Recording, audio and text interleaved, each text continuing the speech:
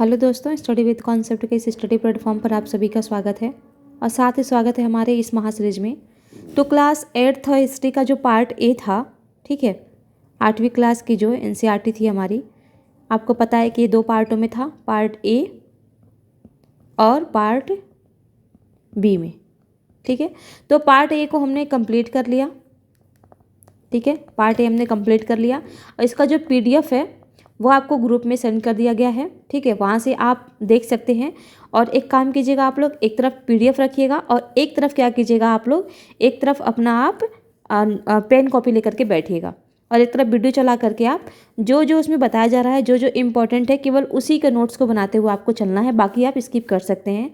जो जो यहाँ पर क्रॉस कर दिया गया है जिस जिस पैराग्राफ पे, उसको आपको नहीं लिखना है। ठीक है, जो जो लिखना है वहाँ पर आपको बता दिया गया है और प्रॉपर इस चैप्टर में भी क्या क्या आपको नोट डाउन करना है वो मैं आपको बताते हुए चलूँगी। वही आपको लिखना है, वही आपको याद करना है, क्योंकि वही एग्जाम की दृष्टि से महत्वपूर्ण है। देखिए, पढ़ना सब है, आपको छोड़ना कुछ नहीं है, पढ़ना तो सभी है, क्योंकि एक कहानी की तरह आपको चीज़ें याद होनी चाहिए। एक कहानी की तरह पढ़ के आप निकाल दीजिए, क्योंकि कभी कभी क्या होता है कि कहीं ऐसे में या आंसर राइटिंग के टाइम पे हमको ये चीज़ें याद हो जाती हैं, मतलब एकदम से अचानक से याद आ जाती हैं। तो वहाँ पर भी आप चीज़ों को अगर सेट हो रहा है तो वहाँ पर भी आप इसको लिख सकते हैं। तो इसलिए आपको लाइन बाय लाइन पढ़ना बहुत ज़रूरी है। तो जो लोग भी पार्ट ए वाला नहीं देखा है हिस्ट्री एनसीईआरटी, वो लोग देख लें, क्योंकि पार्ट ए का ही जुड़ा हुआ पार्ट बी है। अगर आपने पार्ट ए को पढ़ा है अच्छे से तो ही पार्ट बी को आप कनेक्ट करते हुए चल पाएंगे और इससे आपको काफ़ी हेल्प होगा। और लास्ट में ध्यान रहे, लास्ट में जो क्वेश्चंस करवाए जाते हैं उन्हें आप स्किप मत कीजिए, क्योंकि वो मोस्ट इम्पॉर्टेंट होते हैं। क्योंकि कभी कभी क्या होता है कि आयोग डायरेक्ट वहाँ से ही क्वेश्चन उठा करके आपको दे देगा। तो ये जो छोटी छोटी प्रैक्टिस होती है ना, उसको ज़रूर करें आप। इसी से आपका जो है क्वेश्चन सॉल्व करने का नज़रिया चेंज होगा। अगर यहाँ पर आपका गलत हो रहा है, यहाँ किस तरीके से घुमा करके दिया हुआ है क्वेश्चन, गलत क्यों हो रहा है, अगर ये सारी चीज़ें आप यहाँ से सीखते हुए चलेंगे तो आगे आपको दिक्कत नहीं आएगी। ठीक है, तो देखते हैं यहाँ पर दिया है कि 17वीं सदी में सूरत बंदरगाह पर व्यापारिक जहाज, ठीक है, ये दिखाया गया है। ठीक है, भारत के पश्चिमी तट पर गुजरात स्थित सूरत हिंद महासागर के रास्ते होने वाले व्यापार के सबसे महत्वपूर्ण बंदरगाहों में से एक था। डच और ब्रिटिश व्यापारिक जहाज 17वीं सदी की शुरुआत से ही इस बंदरगाह का इस्तेमाल करने लगे थे। 18वीं सदी में इस बंदरगाह का महत्व गिरने लगा था।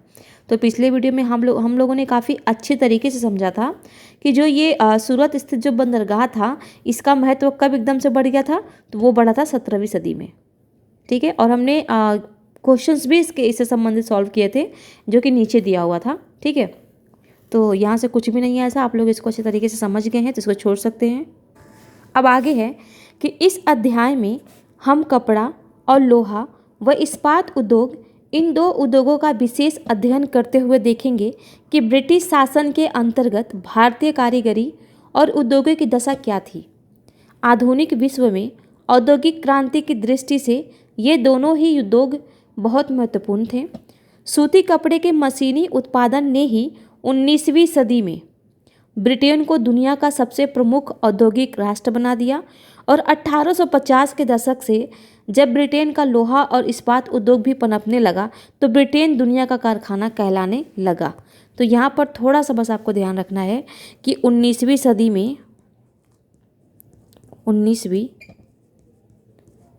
में ब्रिटेन का दुनिया का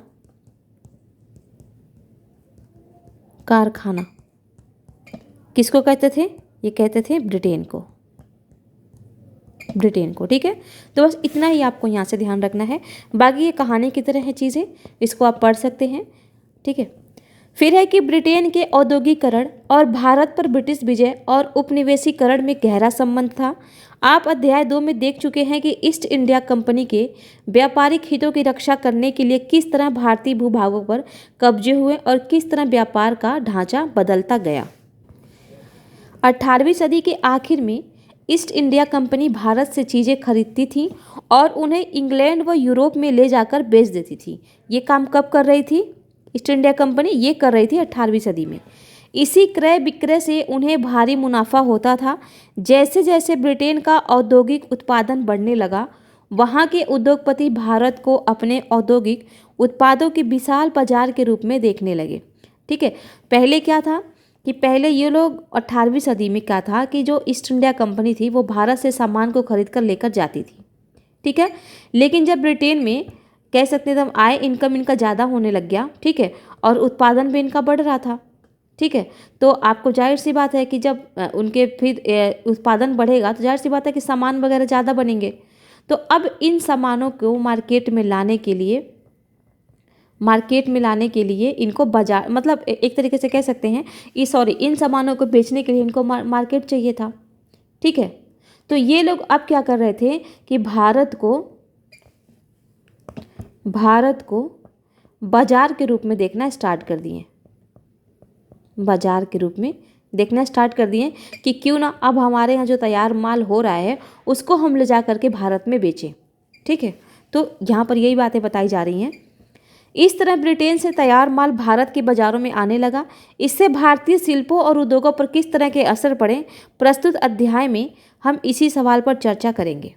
ठीक है, तो इसी के बारे में आगे बताया गया है कि पहले तो ये लोग क्या करते थे, यहाँ से एक कॉल आ गया था।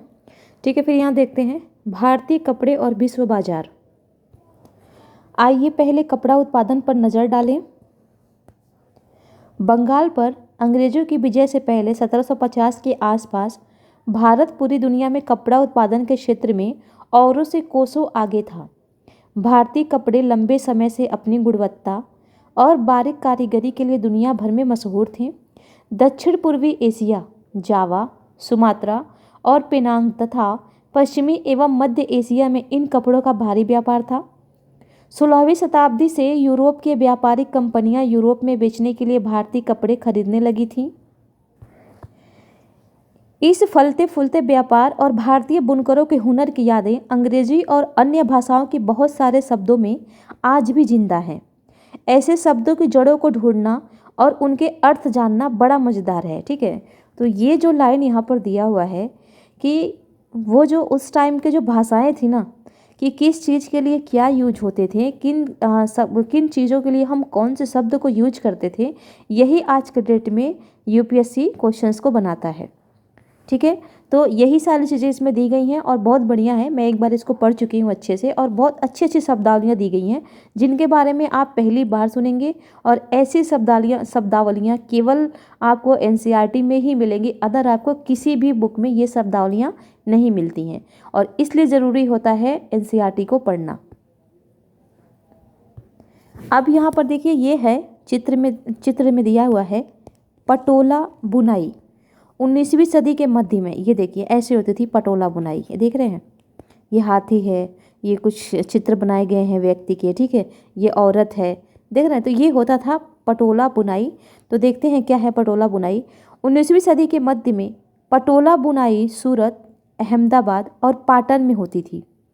इंडोनेशिया में इस बुनाई का भारी बाजार था और वहाँ यह स्थानीय बुनाई परंपरा का हिस्सा बन गई थी। तो बस आपको थोड़ा सा बस ध्यान ये रखना है कि 19वीं सदी में पटोला बुनाई कहाँ कहाँ पर होता था या क्या कौन कौन सा इसका मुख्य केंद्र था। तो वो था सूरत, अहमदाबाद और पाटन। यहाँ पर तो इसकी बुनाई होती थी, लेकिन इंडोनेशिया में इसका बाजार लगता था। ठीक है, इसका बुनाई का भारी बाजार था। ठीक है, तो ये आपको ध्यान रखना है। शब्दों में इतिहास छिपा है, अब इसको देखते हैं। यूरोप के व्यापारियों ने भारत से आया बारीक सूती कपड़ा सबसे पहले मौजूदा इराक के मोसूल शहर में अरब के व्यापारियों के पास देखा था। इसी आधार पर वे बारीक बुनाई वाले सभी कपड़ों को मसलिन कहने लगे। जल्दी ही यह शब्द खूब प्रचलित हो गया। मसालों की तलाश में जब पहली बार पुर्तगाली भारत आए तो उन्होंने दक्षिण पश्चिमी भारत में केरल के तट पर कालीकट में डेरा डाला। यहाँ से वे मसालों के साथ साथ सूती कपड़ा भी लेते गए। कालीकट से निकले शब्द को कैलिको कहने लगे।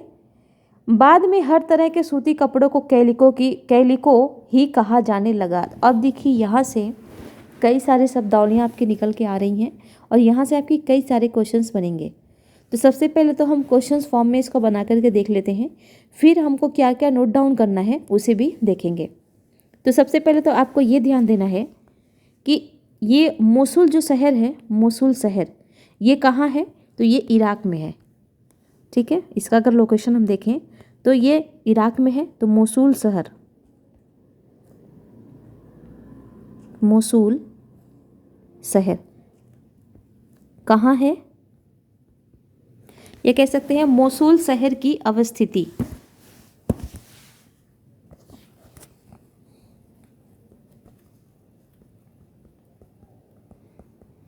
अवस्थिति कहाँ है, तो ये है आपका इराक में। ठीक है,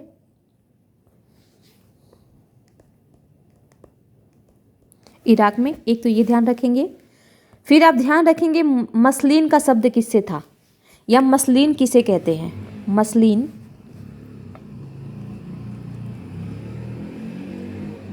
मसलिन किसे कहते हैं। यह क्वेश्चन बन गया मसलिन का संबंध, मसलिन का संबंध है।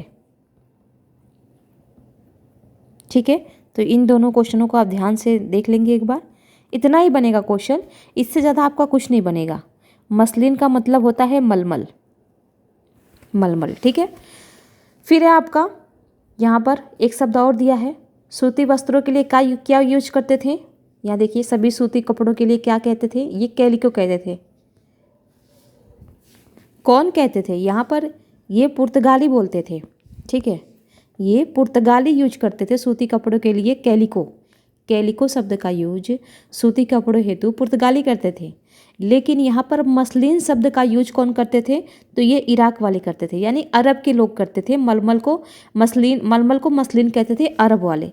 तो ध्यान देंगे, यहाँ पर देखिए दो स्टेटमेंट आपका बन रहा है।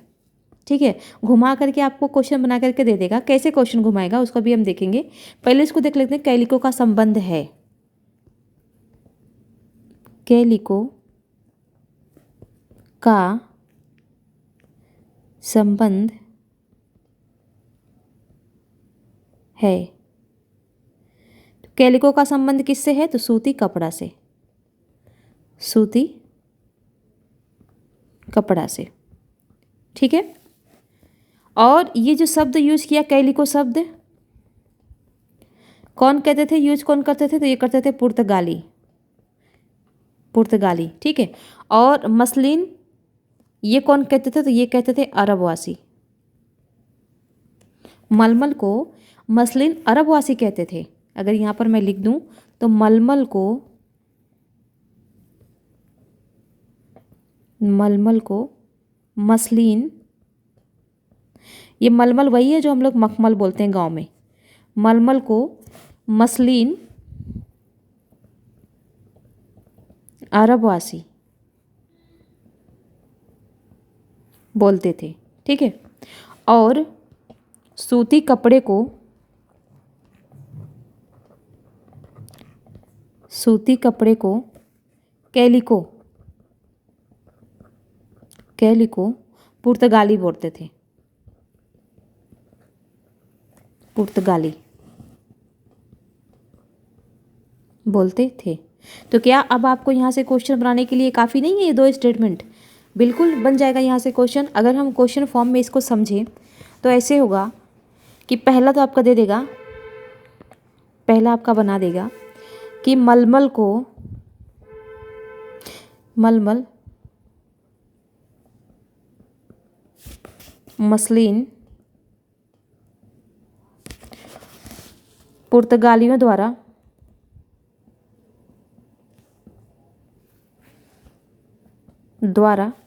बोला जाता था, बोला जाता था। ठीक है, दूसरा का बना देगा कि सूती कपड़े को, कपड़े को कैलिको, कैलिको अरब वासियों द्वारा, अरब, अभी एक क्वेश्चन इसमें और बन जाएगा घुमा करके, अभी वो भी बता दूंगी मैं आपको। अरब वासियों द्वारा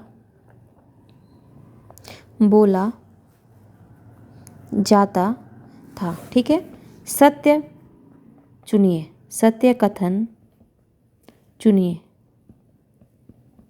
ठीक है, पहला आपका दे देगा केवल एक, दूसरा केवल दो, तीसरा दोनों असत्य और चौथा कोई नहीं। ठीक है, कोई नहीं यानी दोनों सत्य। तो यहाँ पर हमसे पूछा है असत्य। ठीक है, तो यहाँ पर दोनों कर लीजिए, दोनों, कोई नहीं। यहाँ पर ऐसे होगा आपका। तो आप देख रहे हैं यहाँ पर क्या हुआ है कि यहाँ पर पुर्तगालियों की जगह अरब वासियों की जगह पुर्तगालियों को कर दिया गया है और यहाँ पर पुर्तगालियों की जगह अरब वासियों को कर दिया गया है। ठीक है, तो इस चीज़ का आप ध्यान रखेंगे। और यहाँ पर पूछा है कि सत्य कथन पहचानिए, तो देखिए कोई भी नहीं, यानी दोनों ही असत्य हैं। ठीक है, और ठीक इसके अगर उल्टा यहाँ पर पूछ ले आपसे कि असत्य पहचानिए, असत्य, तो फिर आपका आंसर हो जाएगा सी, क्योंकि दोनों है। ठीक है, इस तरीके से। अब दूसरा क्वेश्चन जो आपका बनेगा, दूसरा क्वेश्चन अगर हम देखें, तो दूसरा क्वेश्चन आपका ऐसे बन जाएगा कि सूती कपड़ों को पुर्तगालियों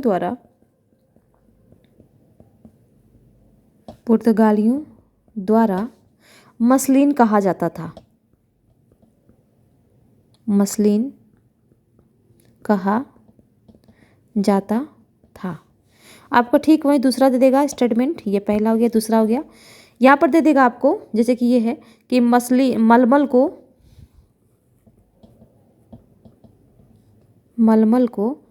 अरब वासियों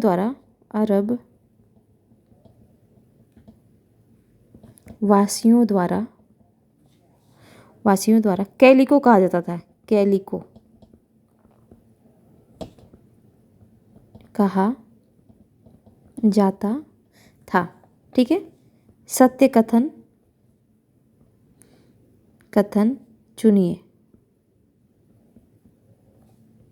चुनिए। पहला केवल एक, दूसरा केवल दो, तीसरा दोनों और चौथा कोई नहीं। तो ठीक वही चीज़ है यहाँ पर भी आप देख सकते हैं कि यहाँ पर मसलिन मलमल को बोलते थे, यहाँ पर दे दिया है सूती कपड़ा, और मलमल मसलिन को बोलते थे, यहाँ पर दे दिया है कैलिको। तो दोनों अपोजिट कर दिया है, तो दोनों ही कथन हमारा क्या है, असत्य है। तो आंसर हो जाएगा हमारा कोई नहीं। और अगर यही आपसे पूछ ले असत्य पहचानिए, असत्य, तो हमारा आंसर हो जाएगा सी, क्योंकि दोनों ही असत्य हैं। ठीक है, तो इस तरीके से आप क्वेश्चंस को बना करके पढ़ेंगे तो काफ़ी एनसीईआरटी आपको इजी भी लगेगा और काफ़ी इंटरेस्टेड भी लगेगा। ठीक है, फिर आगे देखते हैं। ये हो गया हमारा, तो ध्यान रखेंगे। अगर आपको ये तो हो गया आपका क्वेश्चन फॉर्म में, आपको जो नोट बनाने हैं, नोट डाउन जो करने हैं, जैसे कि अगर मैं नोट्स के लिए लिखूँ यहाँ पर नोट्स, तो नोट्स में आपको सिर्फ ये करना है, मोसुल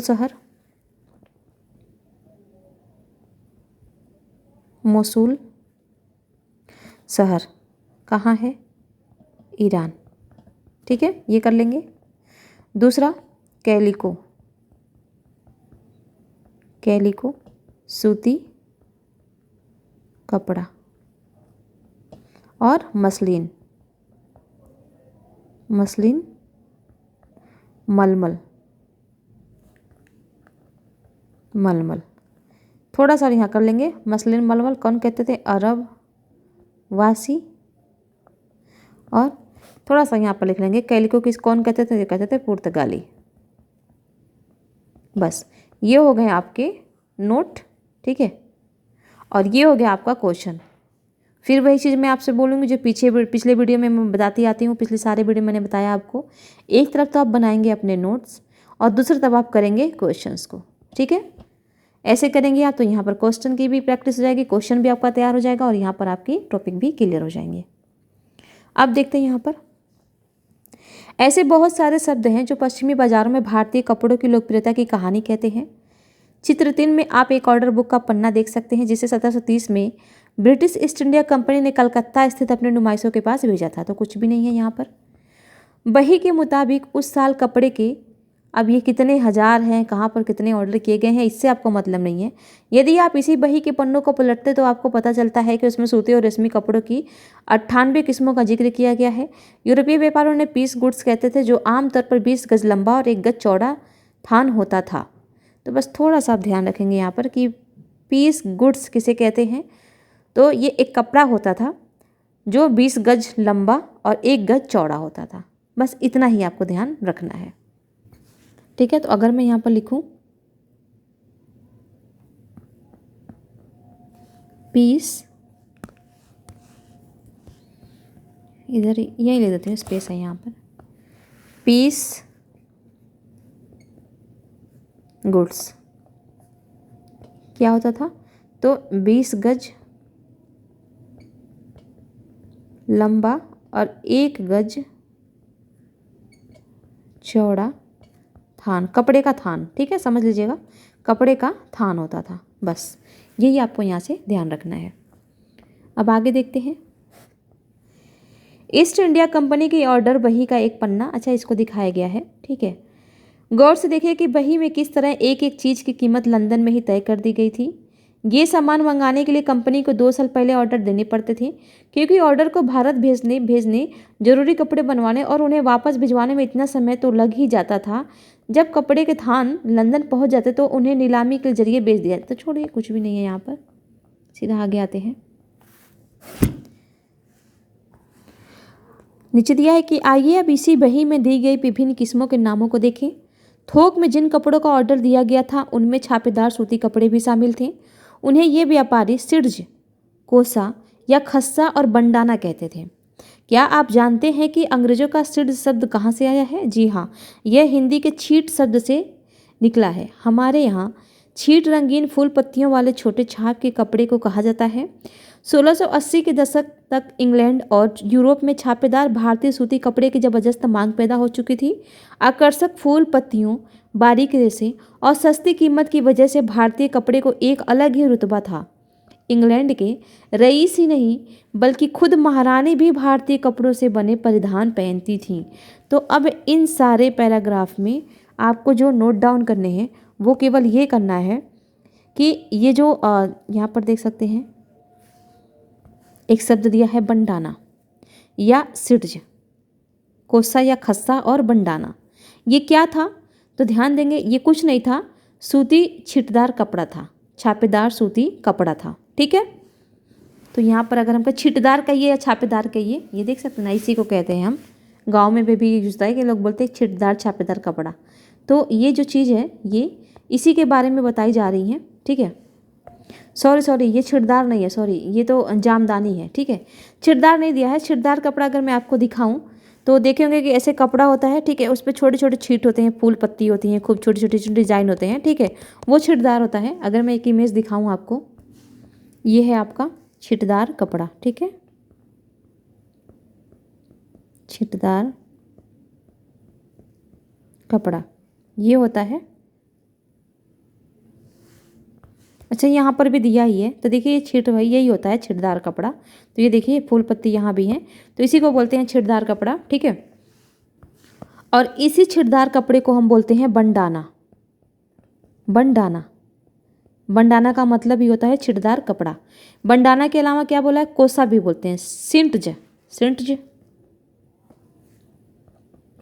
सिंटज बोलते हैं, ठीक है, कोसा बोलते हैं, कोसा, और कुस्सा, कुस्सा, ये सारा नाम इसी का है, कोसा, कुस्सा। ये देखिए कोसा, खस्सा, सॉरी खस्सा, खस्सा, ठीक है। तो इसी को बोलते हैं बंडाना हो या एग्जाम में आपका आए या बंडाना आए, सिंट जाए, कोसा आए या खस्सा आए, इन चारों शब्दावलियों का मतलब आपका एक ही होगा, वो होगा छिटदार कपड़े से, ठीक है। तो इसको आप अच्छे से ध्यान रखेंगे, बाकायदा इन चारों शब्दों को आप अपनी कॉपी में लिख लेंगे और इसको बार बार देखेंगे, देखते रहिए ताकि ये चीज़ें याद हो जाएं, क्योंकि क्या भरोसा भाई, क्योंकि शब्दावलियाँ ही उठा करके पूछा जाता है एनसीईआरटी से ज़्यादातर। ठीक है, तो इस चीज़ का आप ध्यान रखेंगे। बाकी आप यहाँ नीचे जो है ये सब छोड़ सकते हैं, कुछ भी नहीं है ऐसा। ठीक है, बंडाना शब्द का इस्तेमाल गले या सिर पर पहनने वाले चटक रंग के छापेदार गुलबंद के लिए किया जाता है। यह शब्द हिंदी के बांधना शब्द से निकला है। बांधना, इसका मतलब सर पे इस कपड़े को जो ये बंधाना, जो बंडाना जो है, ये बंडाना, ये जो छिटदार कपड़ा होता था बंडाना, इसको क्या करते थे कि बांधते थे सर पे या गले में। सर पे या गले में बांधा जाता था। इसी से बंडाना, बांधना करके बंडाना बोलने लगे होंगे ये लोग। बांधना तो वो अंग्रेजी में जानते हैं कैसे बोलते हैं, उनको लोग बना करके बोलते हैं तुम कैसा हो, बंडाना। ठीक है, तो बांधने को बंडाना बोल दिए होंगे, तो इसी से बंडाना शब्द निकला। बंडाना शब्द की उत्पत्ति हुई। ठीक है, और इस पूरे को अगर हम देखें तो इसको कहते थे गुलूबंद, छापेदार गुलूबंद। छापेदार गुलूबंद मतलब छापेदार गुलूबंद। ये गुलूबंद कुछ नहीं, छापेदार गुलूबंद मतलब ये जो गले में बांधते थे, गले में बांधने वाला बंडाना, इसी को गुलूबंद कहते थे। अब गला बंद है तो लोग गुलूबंद बोलते होंगे। ठीक है, तो वही है, आप देख सकते हैं यहाँ से यही आपसे पूछेगा कि बंडाना शब्द का इस्तेमाल किसके लिए होता था, तो इस्तेमाल गले या सिर पर पहनने वाले चटक रंग के छापेदार गुलूबंद के लिए किया जाता था। अब या तो गुलूबंद पूछे या बंडाना पूछे, दोनों का शब्द एक ही है, और वो क्या है, सूती कपड़ा जिसको गले या सिर पर बांधा जाता था। अगर मैं आपको बंडाना का स्ट्रक्चर दिखाऊं, पहले इसको देख लेते हैं एक बार, नहीं एक बार पहले मैं आपको दिखा देती हूँ बंडाना का, थोड़ा सा आप लोग रुकिए। तो ये है आपका बंडाना, ये देख सकते हैं आप, ये बंडाना है। ठीक है, ये देखिए इसको सिर पे बांधा गया है इस तरीके से, और ये गले में बांधा गया है। ये जेंट्स और ये लेडीज़, मैंने दोनों का फ़ोटो ले लिया ताकि आपको आसानी से चीज़ें याद हो जाएं, क्योंकि हमें क्या होता है ना कभी कभी कि देखी हुई चीज़ें हमको अचानक से एकदम से याद आ जाती हैं। अगर हमने किसी चीज़ को रटा है तो वो भूल भी सकता है, लेकिन जिस चीज़ को हमने देखा है ना वो बाय द वे कहीं ना कहीं याद आ ही जाती है। बाय द वे अगर आप भूल भी जाते हैं उस चीज़ को पढ़ा हुआ, तो ये देखी हुई चीज़ आपको याद आ जाएगी। ठीक है, तो ये होता है बंडाना। अब यहाँ पर देखते हैं, जामदानी बुनाई 20वीं सदी की शुरुआत में। जामदानी एक तरह का बारीक मलमल होता है जिस पर करघे से सजावटी चिन्ह बुने जाते हैं। इसका रंग प्रायः सलेटी और सफ़ेद होता है। आमतौर पर सूती और सोने के धागों का इस्तेमाल किया जाता था, जो कि इस चित्र में दिखाई दे रहा है। बंगाल में स्थित ढाका और संयुक्त प्रांत यानी वर्तमान उत्तर प्रदेश स्थित लखनऊ जामदानी बुनाई के सबसे महत्वपूर्ण केंद्र थे। तो आपको बस यहाँ पर ये ध्यान रखना है कि जामदानी क्या है। जामदानी क्या है, तो एक तरह का ये बारीक मलमल कपड़ा होता था जिस पर ये सजावटी चिन्ह बुने जाते थे। इसका रंग सलेटी और सफ़ेद होता था। तो कुछ नहीं, आपको ये कैसे इस पर किस तरीके से चिन्ह बुने जाते थे, कैसे नहीं होते थे, इसको ध्यान में नहीं रखना है। बस ये ध्यान रखना है कि जामदानी क्या है और इसका रंग क्या होता था। क्वेश्चन आपका यहीं से बनेगा। तो अगर मैं यहाँ पर नोट करूँ, बाकी इसको छोड़िए, तो यहाँ पर जामदानी का संबंध किससे है, किससे है, तो यह है बारीक मलमल के कपड़े से। ठीक है, इसका रंग कैसा होता था, दो स्टेटमेंट यहाँ पर मिल रहा है, ध्यान देंगे। रंग या तो सलेटी होता था, सलेटी, या सफ़ेद। ठीक है, अगर इसको वो कर लें क्वेश्चन फॉर्म में, एक और देख लें यूपीएससी के उसमें, जैसे यूपीएससी बनाता है, यूपीएससी के तरीके में अगर हम देखें तो हो जाएगा आपका जामदानी, जामदानी बारीक मलमल का कपड़ा होता है। ठीक है, पहला। दूसरा दे देगा आपका कि जामदानी, जामदानी ये है नहीं होगा, होता था होगा, होता था, ये है ही कर लेते हैं, है। ठीक है, फिर जामदानी सफ़ेद स्लेटी और लाल रंग का होता था। तो ध्यान देंगे और यहाँ पर कर देगा सही कथन, सही कथन चुनिए। ठीक है, वही है पहला, केवल ए। अब तो आप समझ ही गए होंगे, एक, केवल, दो, दोनों और कोई नहीं, कोई नहीं। तो यहाँ पर देखिए जामदानी बारीक मलमल का कपड़ा होता था, सही बात है। जामदानी सफ़ेद स्लेटी और लाल रंग, ये लाल रंग नहीं है, तो यहाँ पर आपका आंसर हो जाएगा केवल ए। अगर यही चीज़ पूछता आपसे असत्य, तब आपका होता केवल बी। तो इस तरीके से आप इसको ध्यान में रखेंगे। यहाँ पर देखिए यही चीज़ है।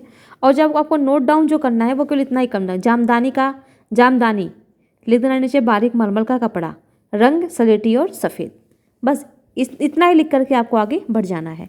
ठीक है, ये हो गया आपका, ये आप देख लें, यही है, ये बंडाना है आपका। ठीक है, बंडाना, ये जो है ये बंडाना है।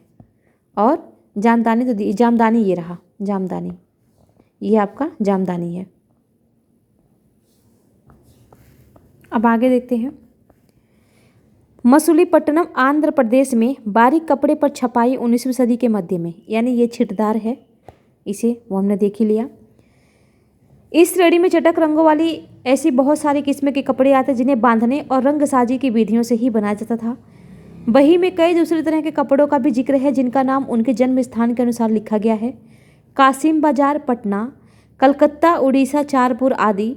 इन शब्दों के व्यापक प्रयोग से पता चलता है कि दुनिया के विभिन्न भागों में भारतीय कपड़े कितने मशहूर हो चुके थे। तो यहाँ से भी आपका कुछ भी नहीं है।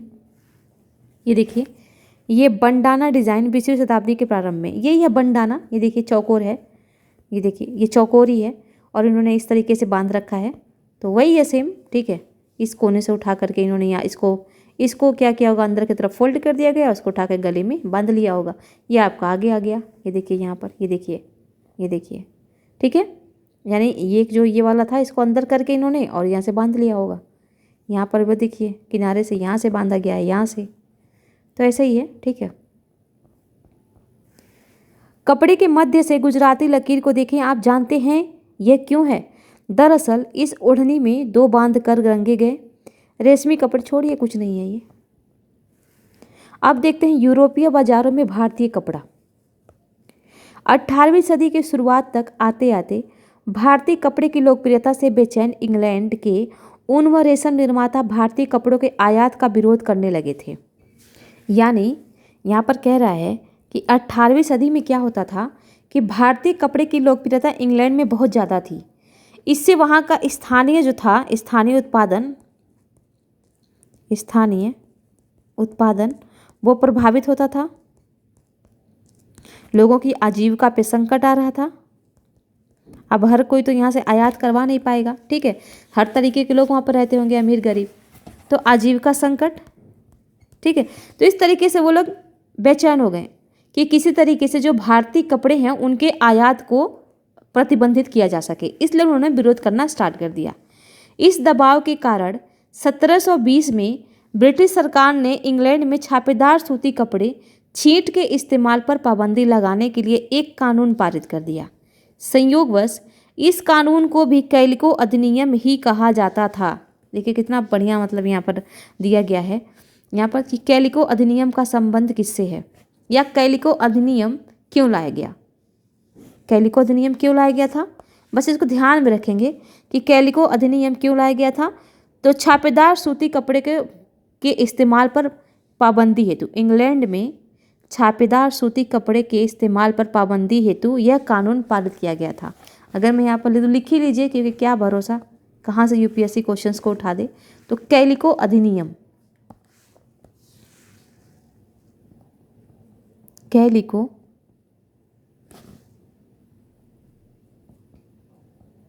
अधिनियम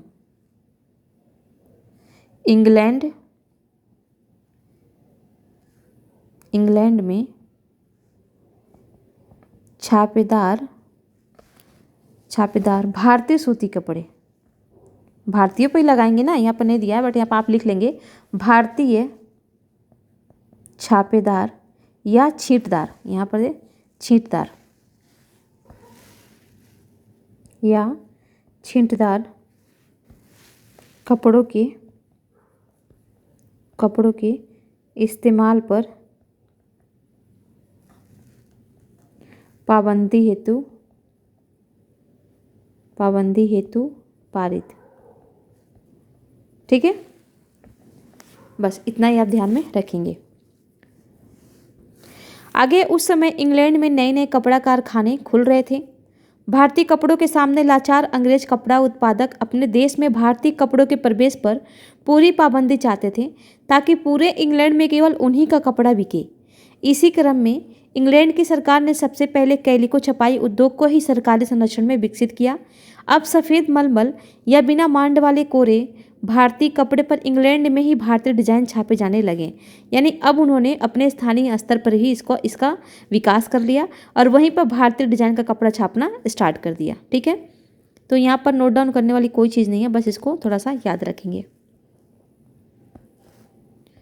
यहाँ पर है, ये तो दिया आपकी राय में अधिनियम का नाम कैलिको अधिनियम क्यों रखा गया, सब छोड़िए। ठीक है, अब यहाँ देखिए कि भारतीय कपड़ों के साथ इस होड़ की वजह से इंग्लैंड में तकनीकी सुधारों की ज़रूरत दिखाई देने लगी थी। 1764 में जॉन के स्पिनिंग जेनी का आविष्कार किया, जिसने परंपरागत तकलियों की उत्पादकता काफ़ी बढ़ गई। यानी वहाँ पर 1764 में जॉन के नाम के एक व्यक्ति ने स्पिनिंग जेनी का आविष्कार किया और वहाँ पर क्या हुआ कि जो परंपरागत तकलियाँ थीं उनकी उत्पादकता काफ़ी बढ़ गई। 1786 में रिचर्ड आर्कराइट ने वाष्प इंजन का आविष्कार किया, जिससे सूती कपड़े की बुनाई को क्रांतिकारी रूप से बदल दिया। अब बहुत सारा कपड़ा बेहद कम कीमत पर तैयार किया जा सकता था। तो यहाँ से केवल 2 फैक्ट है, ये यूपीएससी में तो नहीं, खैर पीसीएस में पूछ सकता है कि स्पिनिंग जेनी का आविष्कार किसने किया था, तो वो किया था जॉन के ने। और दूसरा आप ध्यान रखेंगे कि यहाँ पर वाष्प इंजन का आविष्कार किसने किया था, तो आर्कराइट ने किया था। ठीक है, इतना इम्पोर्टेंट लग नहीं रहा है, बस थोड़ा सा आप इसको ध्यान में रख लेंगे क्योंकि क्या पता। ठीक है, तो यहाँ पर लिख लीजिए spinning jenny,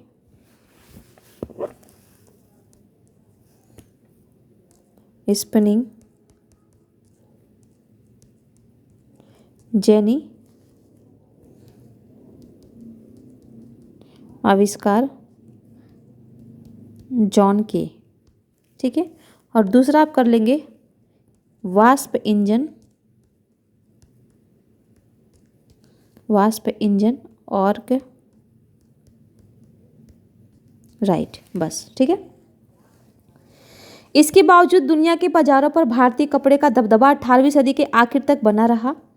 Dutch, French, British और अन्य यूरोपीय व्यापारिक कंपनियों ने इस व्यापार से बेहिसाब मुनाफा कमाया।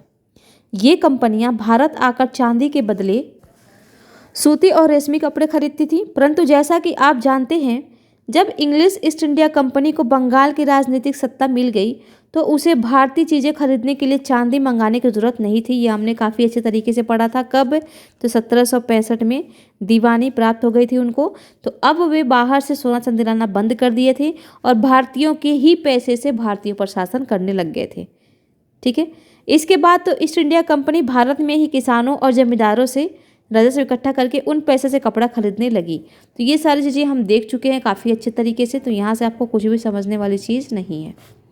यहाँ देख लेते हैं स्पिनिंग जेनी एक ऐसी मशीन जिससे एक कामगार एक साथ कई तकलियों पर काम कर सकता था।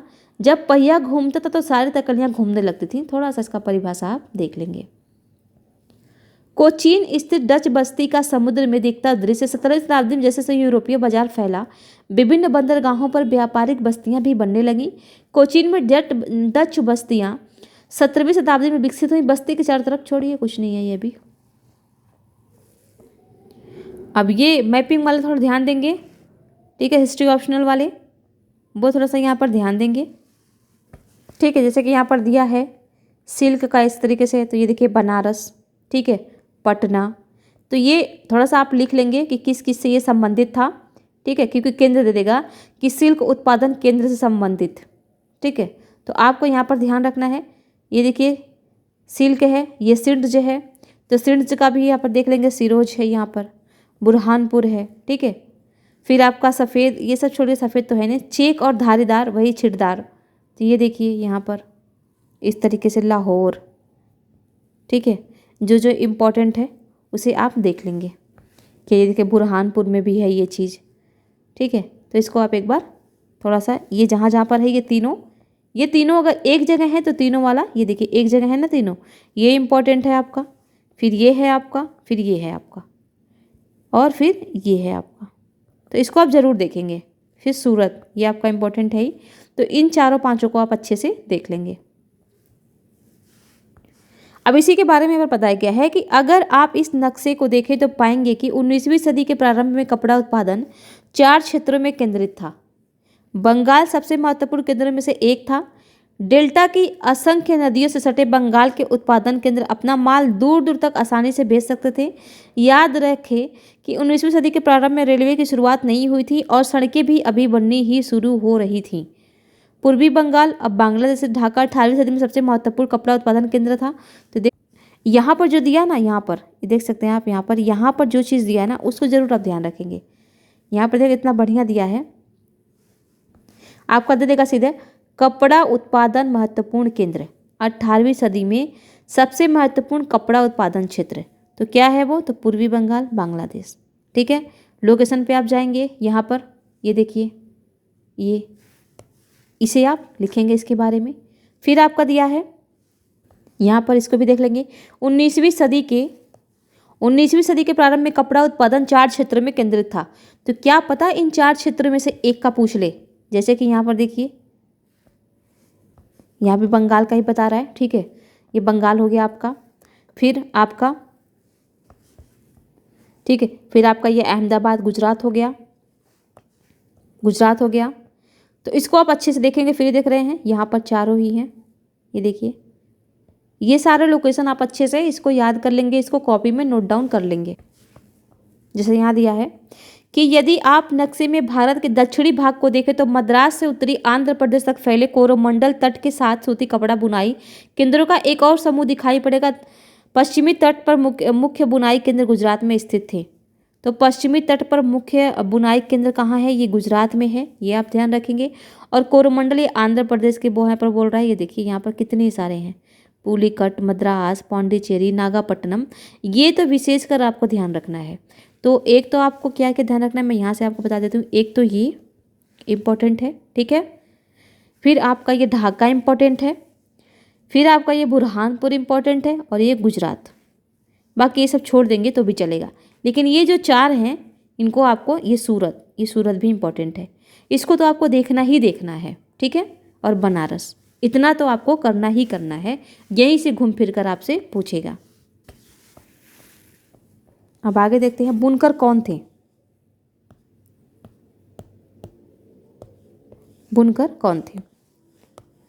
बुनकर आमतौर पर बुनाई का काम करने वाले समुदायों के ही कारीगर होते थे। वे पीढ़ी दर पीढ़ी इसी हुनर को आगे बढ़ाते थे। बंगाल के तांती, उत्तर भारत के जुलाहे या मोमीन, दक्षिण भारत के साले व कैकुल्लार तथा देवांग समुदाय बुनकरी के लिए प्रसिद्ध थे। तो यहाँ पर आपसे कितना बढ़िया दिया है, बंगाल के तांती, उत्तर भारत के जुलाहे या मोमीन, दक्षिण भारत के साले व कैकुल्लार तथा देवांग समुदाय बुनकरी के लिए प्रसिद्ध थे। तो इन सब का संबंध किससे था, ये बुनकर थे। तो यहाँ पर लिख लेंगे आप बंगाल के तांती,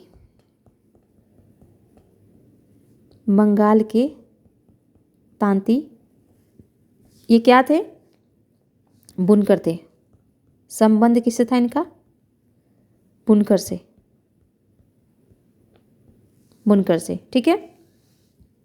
फिर उत्तर भारत के जुलाहे, उत्तर भारत जुलाहे और मोमीन, मोमीन ये भी क्या थे? ये भी बुनकर थे, लेकिन कहाँ के थे? उत्तर भारत के थे। नोट डाउन आपको करना है तो ये भी लिखना है कि कहाँ कहाँ के लोग कौन कौन हैं, ठीक है। दूसरा साले, साले और कैकुल्लार, ये देखिए एकदम नया शब्द है कैकुल्लार, ये भी क्या थे? बुनकर थे। कहाँ के थे? तो दक्षिण भारत के थे, ठीक है। और फिर आ गया आपका देवांग, इनका भी संबंध किससे था? तो बुनकर से था। ये एक तरीके से कह सकते हैं कि मोस्ट इम्पॉर्टेंट है, मोस्ट इम्पॉर्टेंट है ये चीज़, ठीक है, क्योंकि यहाँ पर क्वेश्चन बनाने के लिए कई सारे ऑप्शन हैं।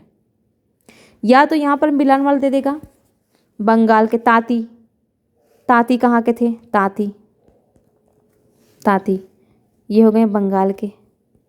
सुमेलित वाला देते हैं ना, सुमेलित वाला आता है, सुमेलित। पक्का क्वेश्चन अगर बनेगा तो इन्हीं में से और ऐसे ही बनेगा।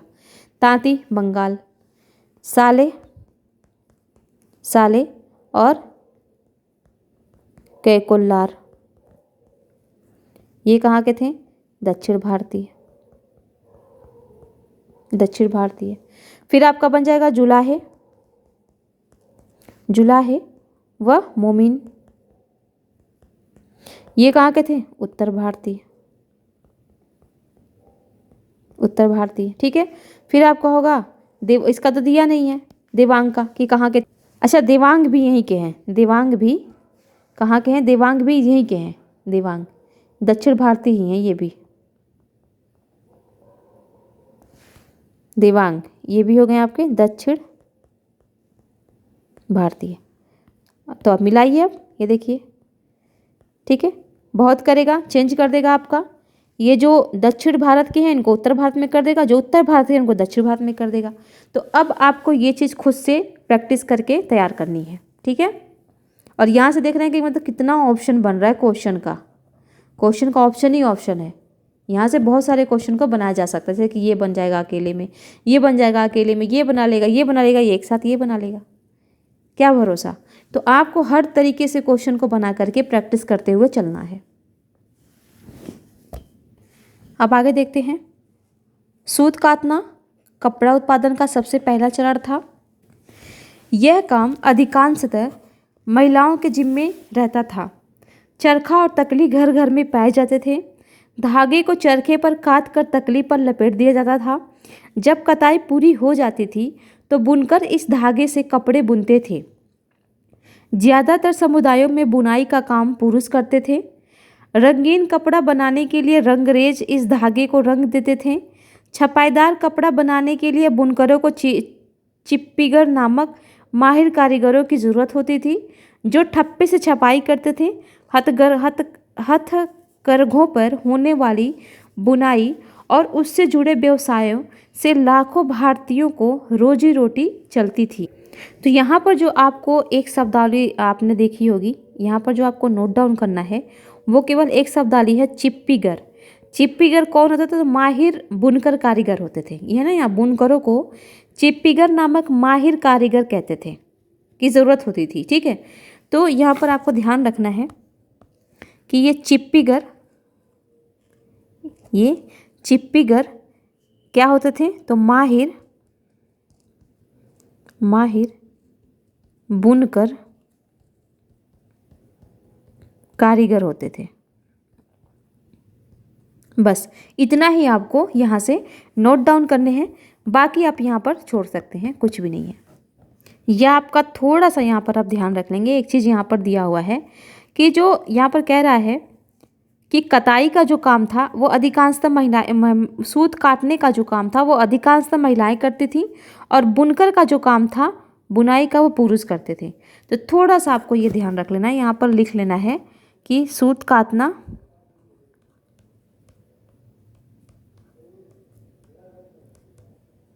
अधिकांश महिलाएं करती थी। ठीक है। और पुरुष यहाँ पर दिया है बुनाई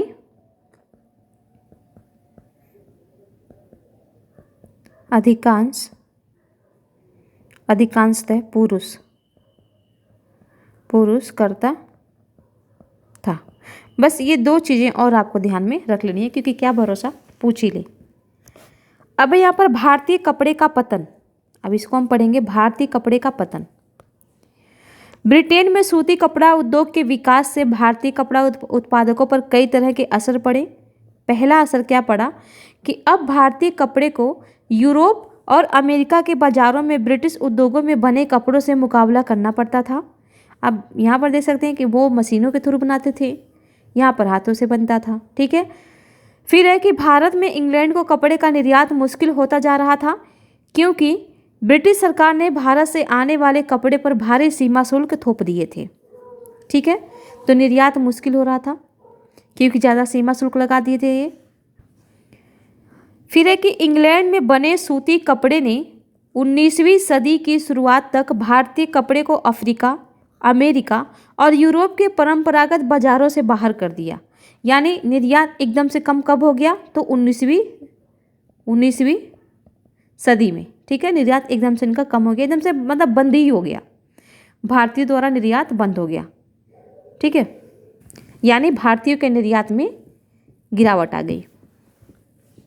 इसकी वजह से हमारे यहाँ के हजारों बुनकर बेरोजगार हो गए।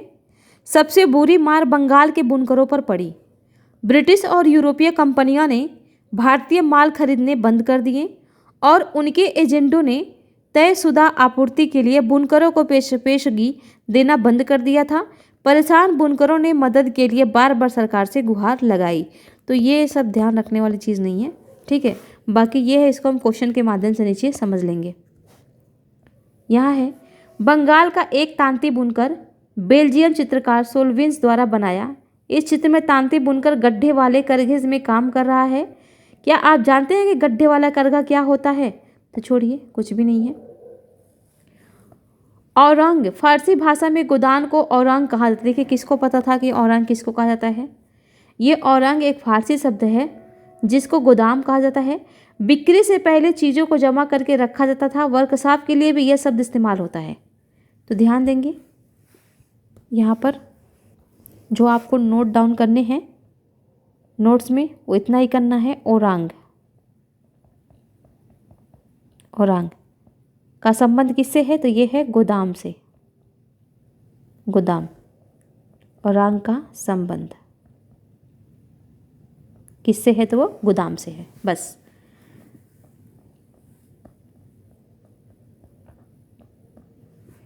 हम भूखों मर जाएंगे।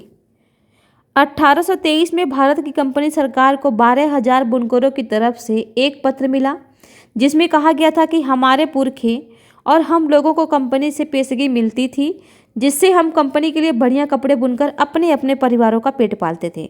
हमारी बदनसीबी है कि अब औरंग खत्म कर दिए गए। इसका मतलब वही, गोदाम खत्म कर दिए गए, जिसकी वजह से हम लोगों और हमारे परिवारों के पास आजीविका के साधन नहीं बचे हैं। हम बुनकर हैं और कोई दूसरा कारोबार नहीं जानते। अगर बोर्ड ऑफ ट्रेड हम पर कृपा नहीं करता और हमें कपड़ों के ऑर्डर नहीं देता तो हम भूखों मर जाएंगे।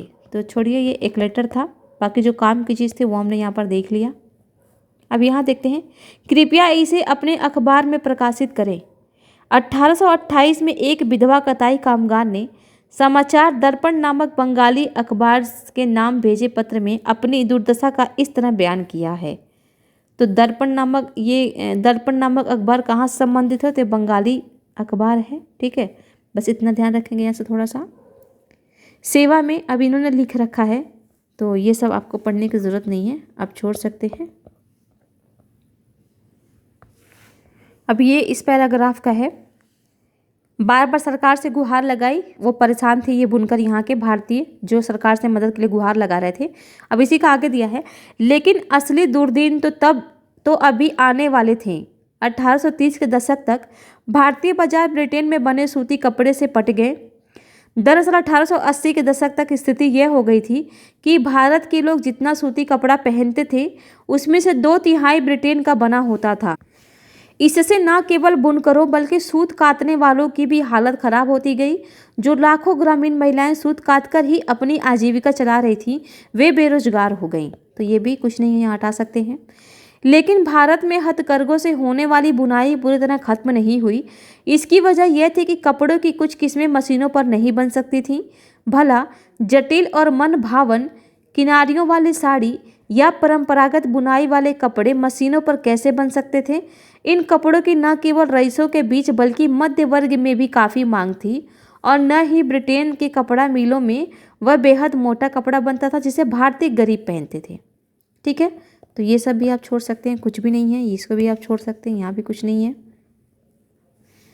आपने पश्चिमी भारत में स्थित सोलापुर और दक्षिण भारत में स्थित मदुरा का जिक्र जरूर सुना होगा। सोलापुर का चादर, सोलापुर का शॉल बहुत ही फेमस है और आज भी ये चीज़ें होती हैं, आज भी ये नाम है। ठीक है, ये शहर 19वीं सदी के आखिर में बुनकरों के नए महत्वपूर्ण केंद्र बनकर सामने आए। बाद में राष्ट्रीय आंदोलन के दौरान महात्मा गांधी ने भी लोगों से आह्वान किया कि वे आयातित कपड़े का बहिष्कार करें और हाथ से कते सूत और हाथ से बुने कपड़े ही पहने। तो ये सब तो आपको पता ही होगा। इस तरह खादी राष्ट्रवाद का प्रतीक बनती चली गई। चरखा भारत की पहचान बन गया और 1931 में उसे भारतीय राष्ट्रीय कांग्रेस के तिरंगे झंडे के बीच वाली पट्टी में जगह दे दी गई। तो यहाँ से बस आपको जो नज़र में रखने वाली चीज़ है वो ये है कि चरखे को भारतीय राष्ट्रीय कांग्रेस के तिरंगे में जगह कब दी गई, तो 1931 में दी गई थी। बस इतना ही आपको थोड़ा सा यहाँ पर देखना है। आइए देखें कि आजीविका के साधन गंवा चुके बुनकरों और सूत काटने वालों का क्या हुआ।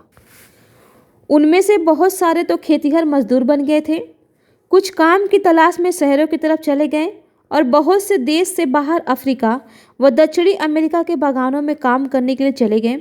इनमें से कुछ हथकरघा बुनकरों को बम्बई, अहमदाबाद, सोलापुर, नागपुर और कानपुर में खुले नए कपड़ा कारखानों में नौकरी भी मिल गई। तो छोड़िए, कुछ भी नहीं है यहाँ पर। अब देखते हैं सूती कपड़ा मिलों का उदय। भारत में पहली सूती कपड़ा मिल 1854 में बम्बई में स्थापित हुई। ये इंपॉर्टेंट है आपके लिए।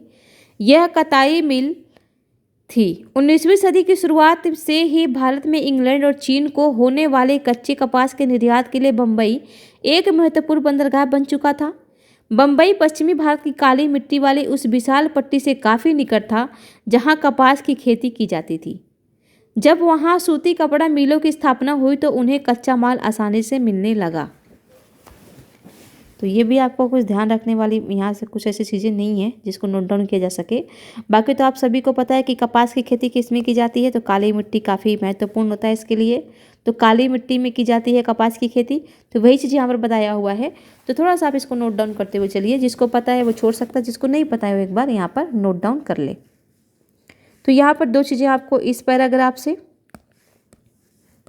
एक तो यहाँ से और एक यहाँ से क्या करना है। सबसे पहले तो यहाँ आपको ये करना है क्वेश्चन कि राष्ट्रीय, ये कैसे, भारतीय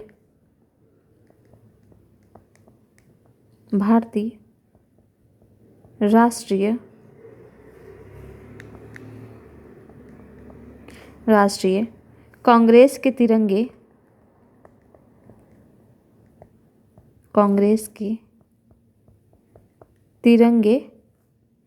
झंडे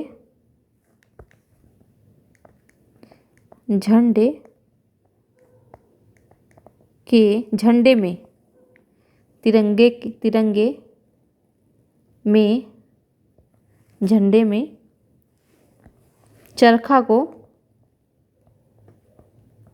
कब समाहित किया गया।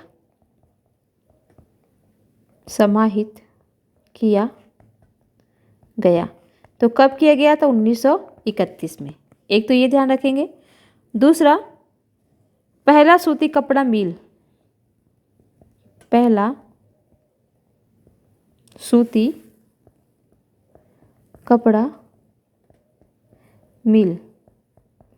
स्थापना मिल मुंबई, ठीक है। स्थापना कब हुआ? 1854, ठीक है। इतना आपको यहाँ से लिखना है। अब यहाँ पर देखते हैं, एक कपास कारखाने में काम करती मजदूर महिलाएं, सन 1900 के लगभग राजा दीनदयाल द्वारा लिया गया चित्र। छोड़िए, ये भी छोड़िए, ये देख सकते हैं आप कैसे काम कर रही हैं कताई का। अब यहाँ पर देखते हैं, सन 1900 तक आते आते बम्बई में 84 कपड़ा मिलें चालू हो चुकी थी। उनमें से बहुत सारी मिलें पारसी और गुजराती व्यवसायियों ने खोली थी, जो चीन के साथ व्यापार के जरिए काफ़ी पैसा कमा चुके थे। छोड़िए ये सब। इस दौरान दूसरे शहरों में भी ऐसे कई कारखाने खोले गए। अहमदाबाद में पहला कारखाना 1861 में खुला। अगले ही साल संयुक्त प्रांत स्थित कानपुर में भी एक कारखाना खुल गया। सूती कपड़ा मिलों की बढ़ती संख्या के कारण मजदूरों की मांग भी बढ़ने लगी। हजारों गरीब काश्तकार, दस्तकार और खेतीहर कामगार कारखानों में काम करने के लिए शहरों की तरफ जाने लगे। तो छोड़िए, ये सब भी इम्पोर्टेंट नहीं है।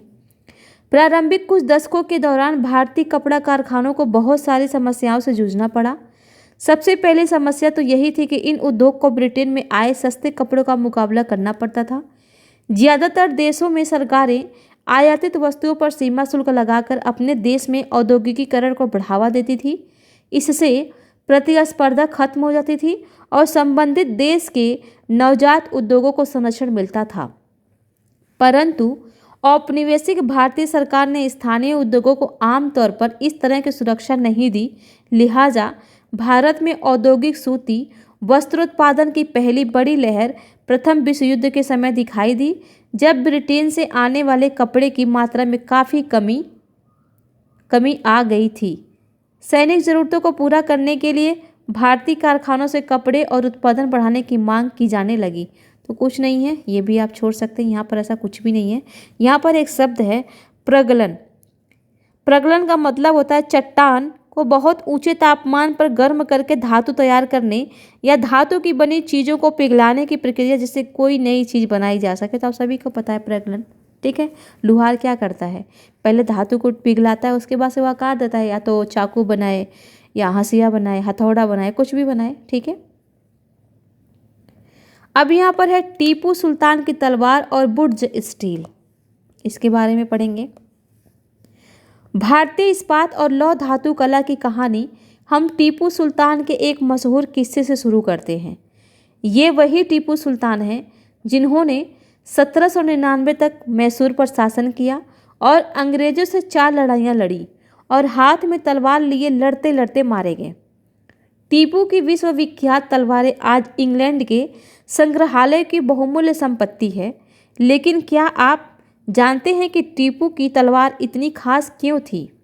दरअसल इस तलवार की धार इतनी सख्त और पैनी थी कि वह दुश्मन के लौह कवच को भी आसानी से चीर सकती थी। बाप रे बाप। इस तलवार में यह गुण कार्बन की अधिक मात्रा वाली बुर्ज नामक स्टील से पैदा हुआ था, जो पूरे दक्षिण भारत में बनाया जाता था। इस बुर्ज स्टील की तलवारें बहुत पैनी और लहरदार होती थी। इनकी यह बनावट लोहे में गड़े कार्बन के बेहद सूक्ष्म कणों से पैदा होती थी, ठीक है। तो कुछ भी यहाँ पर नहीं है ऐसा जो हम एग्जाम की दृष्टि से नोट डाउन करते हुए चलें। बाकी टीपू सुल्तान की तलवार किस स्टील से बनी है, इसका प्रैक्टिस नीचे हम देख लेंगे। क्वेश्चंस दिया गया है, उसको सॉल्व करेंगे तो देख लेंगे।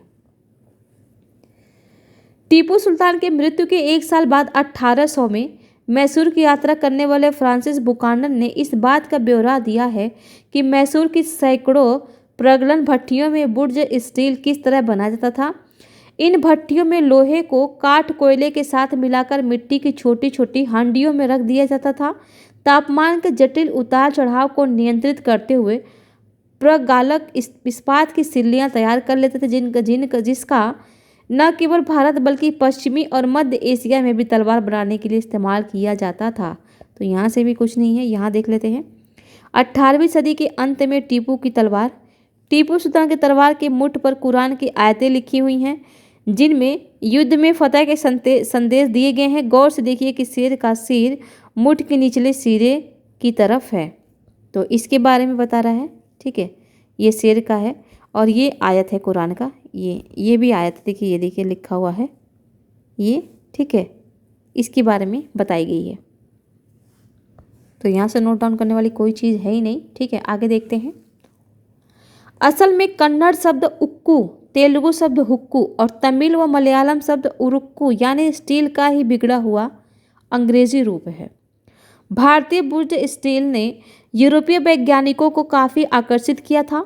विश्व विख्यात वैज्ञानिक और बिजली व विद्युत चुंबकत्व का आविष्कार करने वाले माइकल फैराडे ने भारतीय बुर्ज स्टील की विशेषताओं का 4 साल तक अध्ययन किया, परंतु दक्षिण भारत में इतनी प्रचलित बुर्ज स्टील निर्माण प्रक्रिया 19वीं सदी के मध्य तक आते आते पूरी तरह लुप्त हो चुकी थी। क्या आप बता सकते हैं ऐसा क्यों हुआ होगा? भारत पर अंग्रेजों की जीत के साथ यहाँ का तलवार और हथियार उद्योग समाप्त हो गया और भारतीय कारीगरों द्वारा बनाए गए लोहे और इस्पात का स्थान इंग्लैंड से आए लोहे और इस्पात ने ले लिया। तो यहाँ से भी कुछ भी नहीं है, छोड़ सकते हैं, ये भी आपका कुछ नहीं है। अब यहाँ पर आते हैं गांवों की उजड़ी भट्टियाँ। बुर्ज स्टील उत्पादन के लिए लोहे के परिशोधन की बेहद परिष्कृत तकनीकी जरूरी थी, परंतु भारत में 19वीं सदी के अंत तक लोहे का प्रगलन एक सामान्य गतिविधि थी। खास तौर से बिहार और मध्य भारत के हर एक जिले में ऐसे प्रगालक कारीगर थे जो लोहा बनाने के लिए लौह अयस्क के स्थानीय भंडारों का इस्तेमाल करते थे। इसी लोहे से कारखानों में दैनिक इस्तेमाल के औजार और साधन बनाए जाते थे। ज़्यादातर भट्टियाँ मिट्टी और धूप में सुखाई गई ईंटों से बनी होती थी। प्रगलन का काम पुरुष करते थे जबकि महिलाएं धौकनी चलाती थीं। ये कोयले को लगातार दहकाने के लिए हवा फेंकती रहती थी, ठीक है। तो यहाँ से कुछ भी नहीं है, बस धौकनी का मतलब आप समझ लेंगे कि धौकनी होता क्या था। तो हवा फेंकने का यंत्र एक ऐसे होता था, पाइप की तरह होता है, आज भी देखते होंगे आप, ठीक है। यहाँ से फूंक मारते हैं तो इससे यहाँ पर हवा के थ्रू जो है आग को अपनी वो मिल जाती है, आग और ज़्यादा मतलब बढ़ने लग जाता है, आग मतलब पकड़ जलने लग जाता है अच्छे से। और इससे क्या होता है कि इससे मुँह भी नहीं जलता है, ये जो आग है इसके लौ भी मुँह तक नहीं पहुँचती, आसानी से फूंक भी मारा जा सकता है, ठीक है। तो ध्यान रखेंगे ये धौकनी।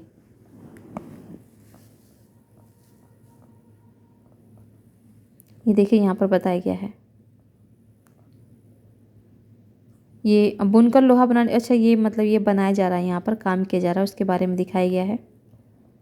यहाँ पर है पालामाऊ बिहार के लोहा कारीगर हैं, किस तरीके से यहाँ पर काम कर रहे हैं उनके बारे में ये बताया गया है। मध्य भारत का एक गांव जहां लौह प्रगालकों का अगरिया समुदाय रहता था। तो अगरिया समुदाय का संबंध किससे था? तो ये लौह प्रगालकों से, मतलब एक तरीके से लुहार ही थे, ठीक है। अगरिया लुहार समुदाय से संबंधित थे, लुहार थे, ठीक है। अगरिया जैसे कई समुदाय लोहा बनाने में माहिर थे। 19वीं सदी के आखिर में बार बार पड़े अकाल की वजह से भारत के सूखे इलाके पूरी तरह तबाह हो चुके थे। मध्य भारत में बहुत सारे अगरिया कारीगरों ने काम बंद कर दिया, गांव छोड़ दिया और रोजी रोटी की तलाश में दूसरे इलाकों में चले गए। उनमें से बहुत सारे लोगों ने दोबारा कभी भट्टियां नहीं चलाई। तो आपको ध्यान बस इतना देना है कि अगरिया कौन थे? अगरिया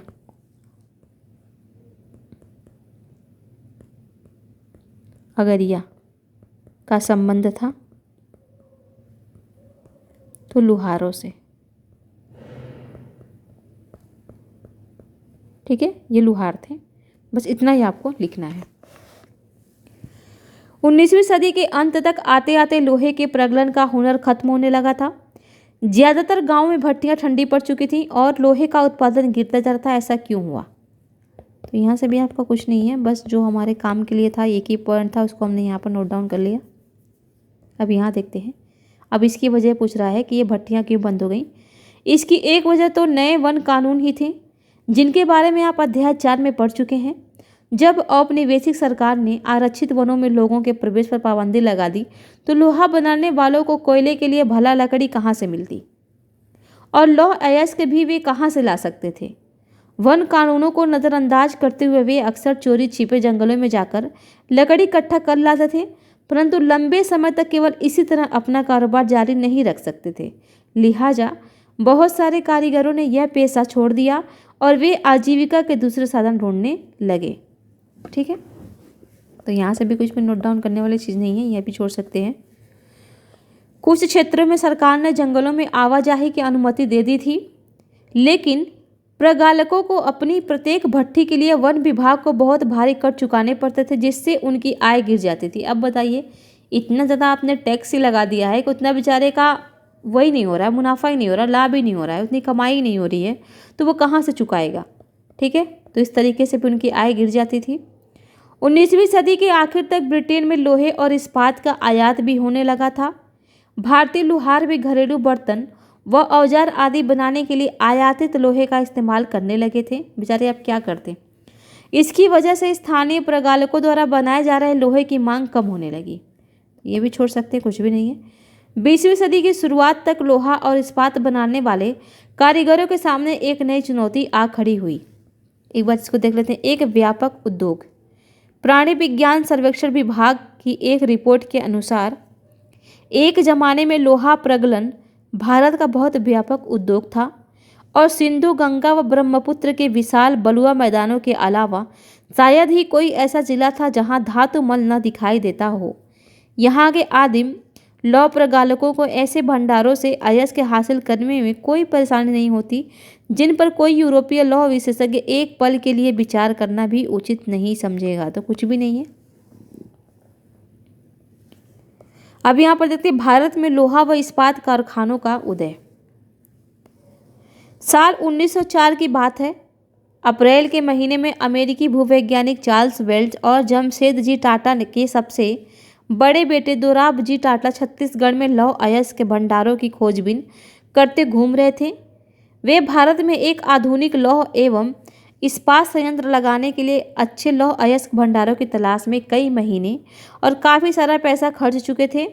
जमशेदजी टाटा भारत में बड़ा लौह एवं इस्पात कारखाना लगाने के लिए अपनी संपत्ति का बड़ा भाग खर्च करने को तैयार थे, लेकिन इसके लिए पहली शर्त यह थी कि उम्दा लौह अयस्क भंडारों का पता लगा लिया जाए। तो कुछ भी नहीं है यहाँ भी। एक धातुमल जो शब्द था हमने ऊपर ही पढ़ा, अभी ये रहा धातुमल। इसका मतलब क्या होता है? धातु को गलाने में से पैदा होने वाला कचरा। ठीक है, नोट डाउन कर लेंगे, इंपॉर्टेंट है ये भी। एक दिन कई घंटे तक जंगल की खाक छानने के बाद वेल्ड और दोराब जी एक छोटे से गांव में जा पहुंचे। वहां उन्होंने देखा कि कुछ स्त्री पुरुष टोकरियों में भरकर लौह अयस्क ले जा रहे हैं। ये अगरिया समुदाय के लोग थे। जब उनसे पूछा गया कि ये अयस्क कहाँ से लाए हैं, तो उन्होंने दूर स्थित एक पहाड़ी की तरफ उंगली उठा दी। वेल्ड और दोराब जी घने जंगलों से होते हुए काफ़ी देर बाद थककर उस पहाड़ी पर जा पहुँचे। पहाड़ी का अध्ययन करने के बाद वेल्ड ने बताया कि उन्हें किस चीज़ की तलाश थी वह मिल चुकी है। जिस चीज़ की तलाश थी वह मिल चुकी है। रजहारा पहाड़ियाँ दुनिया की सबसे बेहतरीन लौह अयस्क भंडारों में से एक थी। तो रजहारा पहाड़ी कहाँ है? रजहारा पहाड़ी ये छत्तीसगढ़ में है। ठीक है, तो यहाँ पर नोट डाउन करते हुए चलिए। रजहारा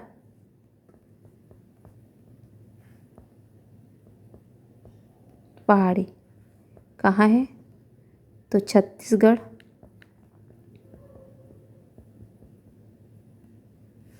छत्तीसगढ़। और क्या है ये? तो सबसे बेहतरीन, सबसे बढ़िया कह सकते हैं, सबसे बढ़िया लौह अयस्क भंडार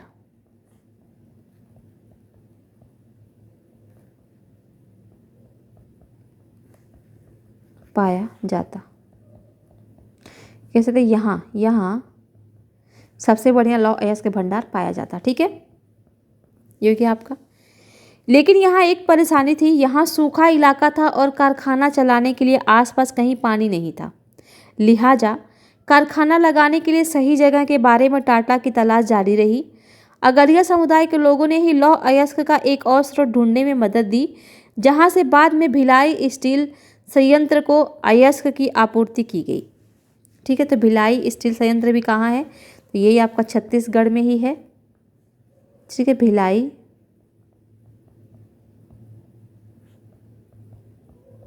स्टील संयंत्र कहाँ है? छत्तीसगढ़ ही है।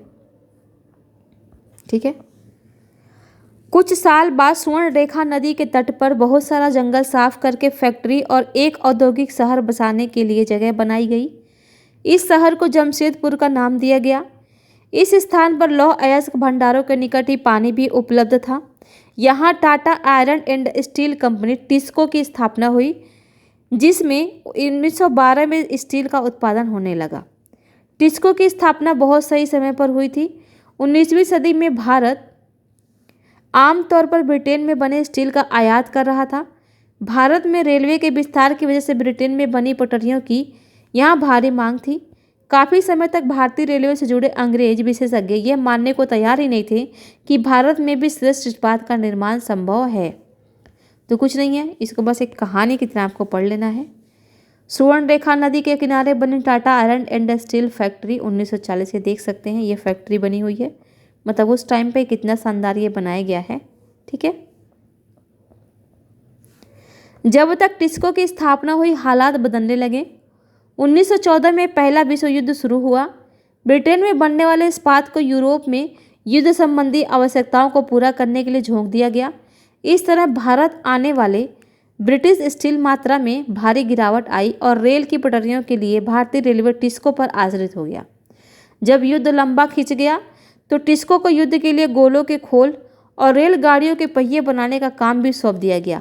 1919 तक स्थिति यह हो गई थी कि टिस्को में बनने वाले 90% इस्पात को औपनिवेशिक सरकार की खरीद लेती थी। जैसे जैसे समय टिस्को समूचे ब्रिटिश साम्राज्य में इस्पात का सबसे बड़ा कारखाना बन चुका था। ठीक है,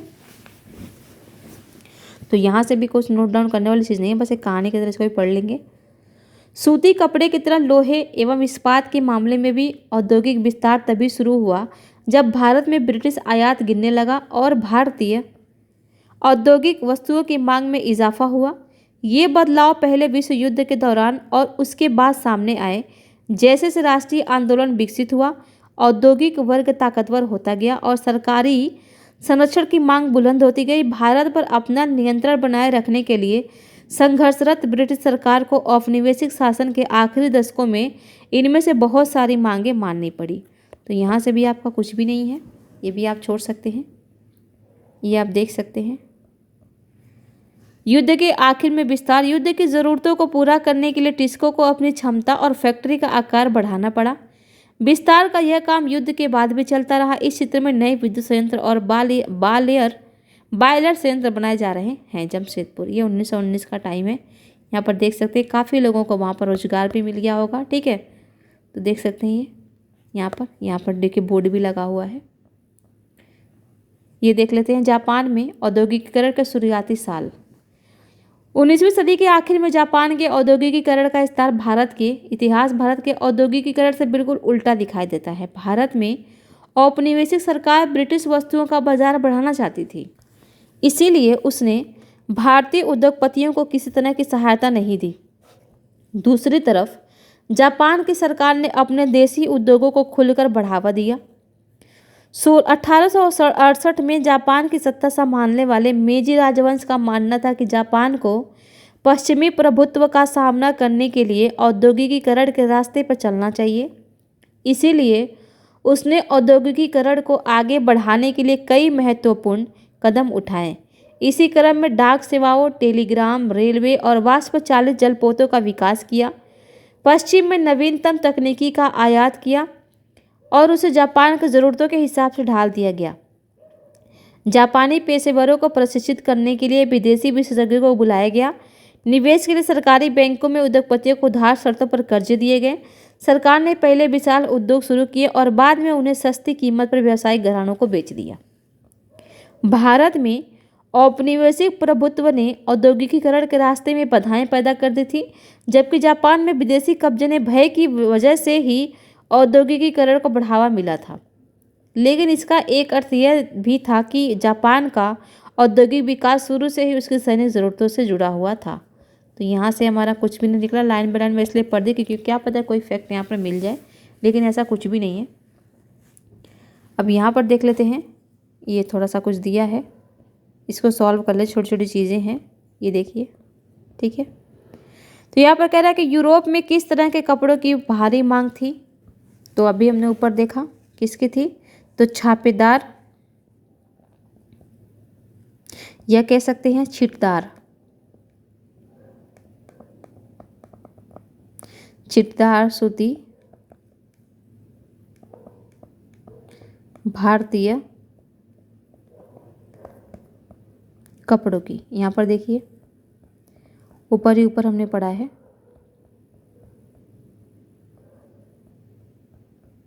बहुत लंबा चैप्टर था इसलिए टाइम ज़्यादा लग गया, लेकिन हाँ इसमें से बहुत सारे क्वेश्चंस आपके निकल के आएंगे। ठीक है, तो इसको आपको हल्के में नहीं लेना है, अच्छे से इस चीज़ को आपको पढ़ना है।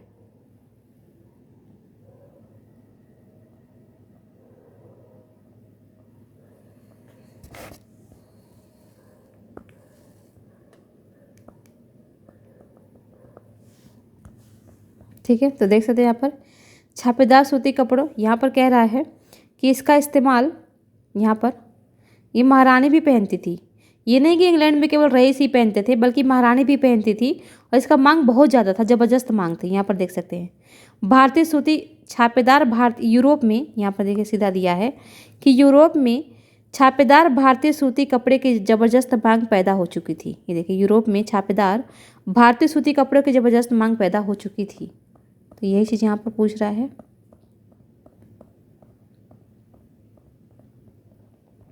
ये रहा। ठीक है, फिर जामदानी क्या है ये भी हमने देख लिया। तो जामदानी भी हमने देखा था, क्या था ये? तो बारीक मलमल का कपड़ा ही तो था ना ये जामदानी, बारीक मलमल का स्लेटी और सफ़ेद रंग का कपड़ा। अगर आपने ढंग से पढ़ा है ना तो ऐसी चीज़ों का आंसर आप बहुत अच्छे से दे ले जाएंगे। जैसे कि ये आपका यही है, बहुत ज़्यादा आगे भी नहीं है। ये देखिए जामदानी एक तरह का बारीक मलमल जिस पर करके से सजावटी चिन्ह होते थे। ठीक है, ये सलेटी और सफ़ेद कलर का होता था। ठीक है, फिर है आपका बंडाना। क्या था? तो आपको पता है बंडाना क्या था? तो छापेदार सूती कपड़ा था, सूती कपड़ा जिसे गले व सिर पर बांधा जाता था। और बांधने से ही आपका निकला था बंडाना। जैसे कि एक बार मैं आपको चित्र और दिखा दूं जिससे आपको चीज़ें यहीं पर क्लियर हो जाएं। ये देखिए यही तो है बंडाना, यही तो है बंडाना ये। ठीक है, ये देखिए बंडाना, बाकायदा मैंने यहाँ पर आपको लिख के भी बताया है, ये है बंडाना। ठीक है, ये देखिए बंडाना शब्द गले या सिर पर पहनने वाला चटक रंग का छापेदार गुलबंद होता था। ठीक है, तो ये आपका हो गया। अब आगे देखते हैं, एक और है अगरिया कौन होते थे? तो अभी हमने देखा था लुहार होते थे, लुहार। ठीक है, लुहार होते थे। ये बहुत ही इंपॉर्टेंट होता है, ऐसा नहीं कि आप इसको इग्नोर करके चले जाइए। इग्नोर करेंगे तो फिर प्रैक्टिस होगा ही नहीं। अब एकदम अचानक से जब एग्ज़ाम में क्वेश्चंस आएगा तो फिर आप वही है कि कन्फ्यूज हो जाएंगे, आंसर दे ही नहीं पाएंगे। अब रिक्त स्थानों की पूर्ति करें, इसे देखते हैं। तो अंग्रेजी का सिद्ध शब्द हिंदी के किस शब्द से निकला है? अभी हमने देखा है अंग्रेजी शब्द हिंदी के छींट से निकला ना, छींट से, छींट, छींट से निकला है, छींट शब्द से। जैसे कि यहाँ पर मैं आपको दिखाऊं, एक ही पास आपके कई सारे क्वेश्चन के आंसर मिल जाएंगे। जैसे कि ये देखिए सिंटज, ये देखिए सिंटज शब्द कहाँ से आया है? तो ये हिंदी के छींट शब्द से निकला है। ठीक है, तो यहीं पर आपके तीनों चारों क्वेश्चंस के आंसर यहीं मिल गए। और दोबारा देखने से आप चीज़ों को भूलेंगे भी नहीं, इसलिए मैं आपको दोबारा दिखा दे रही हूँ। यहाँ है कि टीपू की तलवार स्टील से बनी थी, तो किससे बनी थी? बुर्ज था ना, बुर्ज, बुर्ज स्टील से बनी हुई थी। भारत का कपड़ा निर्यात सदी में गिरने लगा, तभी हमने देखा 19वीं सदी में ये गिरने लगा था। बाकी छोटे छोटे क्वेश्चंस हैं ये, तो इसको आप प्रैक्टिस के तहत करते रहिए। ये देखिए बहुत अच्छे क्वेश्चंस हैं। और बाकी हमारा 8वां चैप्टर है देसी जनता को सभ्य बनाना, राष्ट्र को शिक्षित करना। ये भी चैप्टर हमारा इम्पोर्टेंट है, काफ़ी इम्पोर्टेंट है, इसको भी हम देखेंगे अगले वीडियो में। तो अभी तक के लिए इस वीडियो को हम यहीं समाप्त करते हैं और इस तरीके से आप प्रैक्टिस करिए, नोट्स बनाते रहिए। आप सभी को बहुत बहुत धन्यवाद।